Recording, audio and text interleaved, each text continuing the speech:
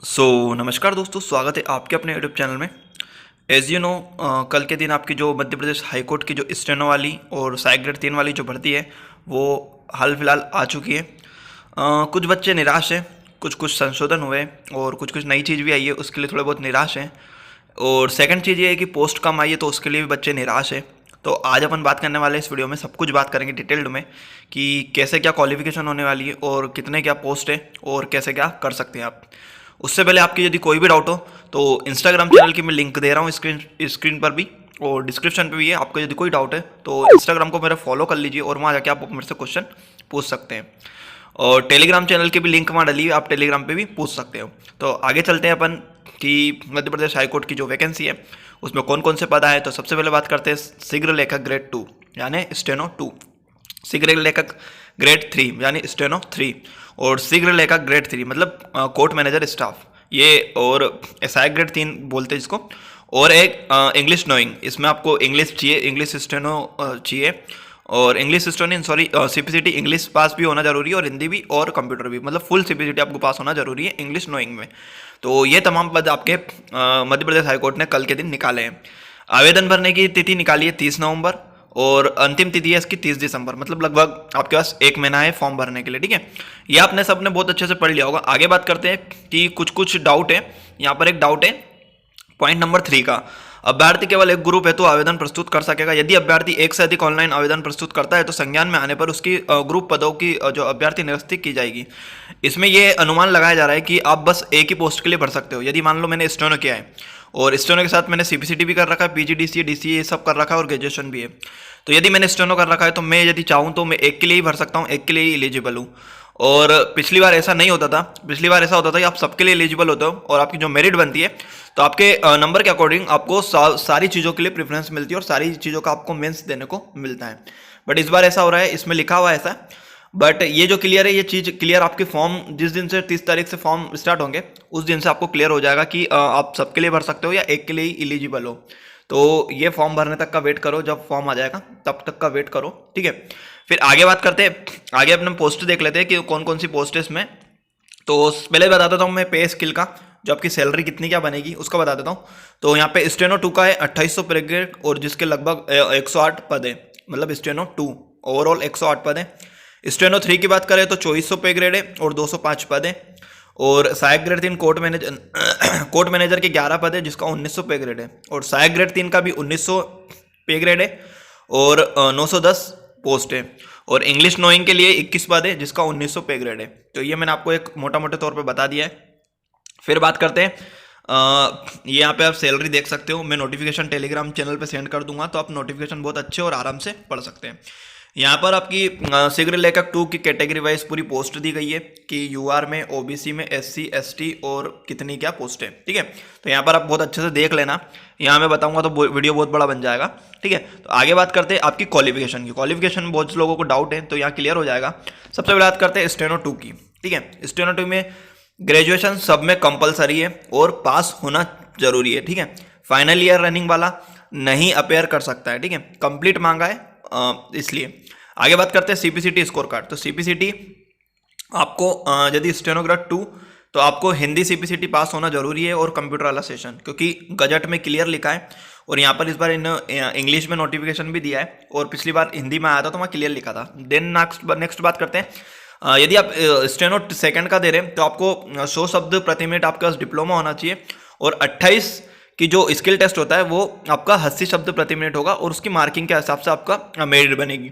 बात करते हैं स्टेनो थर्ड की, तो उसमें ग्रेजुएशन कंपलसरी है, सीपीसीटी आपको पास होना चाहिए, हिंदी शॉर्ट स्टैंड में आपका 80 का सर्टिफिकेट होना चाहिए और 80 शब्द प्रति मिनट आपको लिखनी आनी चाहिए और 1 साल का आपका बस कंप्यूटर डिप्लोमा होना चाहिए। ठीक है, तो ये हो गया आपका कंप्यूटर डिप्लोमा का भी, जो पीजीडीसीए डीसीए आईटीआई से कोपा जो होता है वो।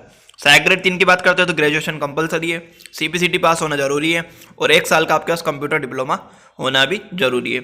इंग्लिश नोइंग के लिए ग्रेजुएशन होना जरूरी है, सीपीसीटी पास होना जरूरी है, English short and past with 80 शब्द प्रति मिनट, मतलब इंग्लिश स्टेनो आपको पास होना बहुत जरूरी है 80 वर्ड पर मिनट और एक साल का डिप्लोमा कोर्स इसमें भी अनिवार्य है। मतलब लगभग आपके पास सीपीसीटी एक साल का डिप्लोमा और ग्रेजुएशन, यदि ये चीज़ है तो आप सहायक ग्रेड 3 के लिए एलिजिबल हो। ठीक है, ये चीज़ मैंने आपको क्लियर कर दी है। बात करते आगे तो ये जो है कंप्यूटर डिप्लोमा के लिए जो बच्चे बोलते हैं हमने BSc BCA ये कर रखा है, उनके लिए यहाँ पे क्लियर करा है कि जो कहाँ कहाँ मान्य लागू होगी डिप्लोमा कंप्यूटर के अलावा। तो BE में CSE कर रखा है या IT से कर रखा है, या MCA BCA MCA IT CS इन ब्रांचों में कर रखा है तो आपका माना जाएगा कंपलसरी है। BSc में IT और CS और MTech ME इत्यादि ये माने जाएंगे। ठीक है, आगे बात करते हैं AIST में अनुमोदित polytechnic diploma in computer science और कंप्यूटर एप्लीकेशन में इन इंफॉर्मेशन टेक्नोलॉजी इत्यादि BSc BCom डिग्री जिनमें केवल एक कंप्यूटर के विषय के साथ अध्ययन किया है तो वो मान्य नहीं होंगे। यदि मान लो आपने BSc करा है और उसमें एक विषय आपका केवल कंप्यूटर का है तो आपके लिए मान्य नहीं है। BCom में भी अब एक विषय होता है कंप्यूटर का तो वो मान्य नहीं है। जिनमें एक विषय कंप्यूटर का डिग्री वो मान्य नहीं होगी। ठीक है, तो ये आपका क्लियर हो जाता है 1 साल का डिप्लोमा का। ठीक है, बात करते आगे आगे आपके तमाम ऐसे कुछ पद है। आज इसके अकॉर्डिंग में बहुत सारे वीडियोस बनाने वाला हूँ कि आपका सिलेबस क्या होने वाला है, आपकी बुक लिस्ट क्या होने वाली है और आप MP हाई कोर्ट की तैयारी कैसे कर सकते हो। तो वीडियो को चैनल को सब्सक्राइब कर लीजिए क्योंकि इंटरेस्टिंग वीडियोस आने वाले हैं आगे। और यहाँ बात कर लेते हैं तो फीस की भी मैं आपको फीस का बता देता हूँ। यहाँ पे एज का मैटर है तो पुरुष आवेदक की 40 वर्ष से कम और जो है ये UR के लिए। फिर दूसरी बात करते हैं तो अनुसूचित जनजाति के लिए 45 वर्ष जो 5 वर्ष का लेक्चर दिया जाता है, महिलाओं के लिए 45 वर्ष। ठीक है, तो ये सारी आपकी एज हो जाती है। फिर आगे बात करते हैं, आगे 30 तारीख से फॉर्म भराएंगे तो आप फॉर्म भर देना। ऑनलाइन भरने से संबंधी जानकारी तो आप साइट से फॉर्म भर सकते हो MPSC की साइट से। ठीक है, 100 अंक का आपका प्री का पेपर होगा और 100 अंक का आपका मेंस का पेपर होगा। ठीक है, प्री और मुख्य।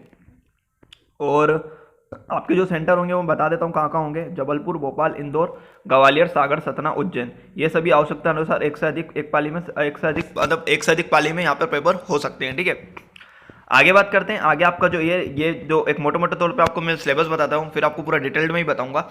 यहाँ पे GK GS और MP ये आपका 30 नंबर का है। मैथ्स रीजनिंग 20 नंबर की है। जनरल हिंदी 10 नंबर की है। इंग्लिश नॉलेज है आपका 20 नंबर का और कंप्यूटर नॉलेज है 20 नंबर का।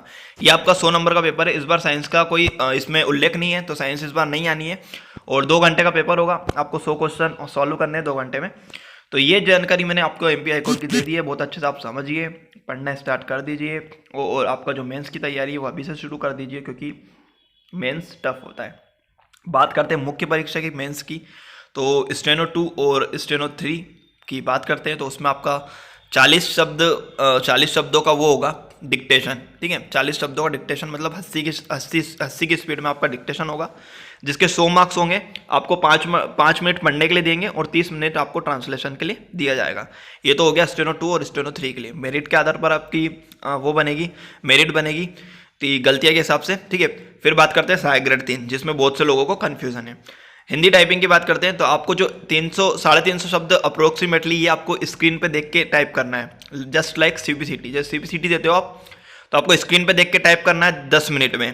ठीक है, वो होगा आपका 30 नंबर का।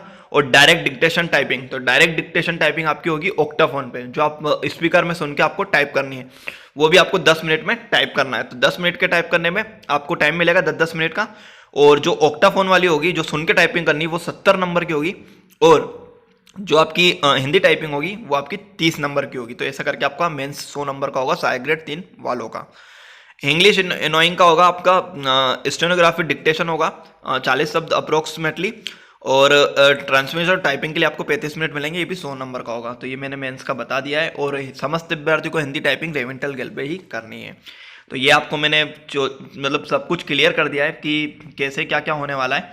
और आई होप आप चीज़ें समझ गए होंगे, और समझ गए तो वीडियो को लाइक कर दीजिए और चैनल को सब्सक्राइब कर दीजिए और अपने दोस्तों में ज़्यादा से ज़्यादा शेयर कर दीजिए। वीडियो और आने वाली है कि तैयारी कैसे करनी है, बुक लिस्ट क्या होनी चाहिए, सिलेबस क्या होना चाहिए, ये सारी वीडियोस आने वाली है। अभी मैंने आपको ये सब कुछ बता दिया है, तो बने रहिए चैनल पे। जो लोग चैनल पे नहीं हुआ है चैनल को सब्सक्राइब कर लीजिए और बेल आइकन को प्रेस कर लीजिए ताकि आपको ऐसे लेटेस्ट अपडेट्स मिलती रहेगी। तो लग जाइए और इसका PDF चाहिए तो आपको टेलीग्राम चैनल या इंस्टाग्राम चैनल पर मिल जाएगा। धन्यवाद।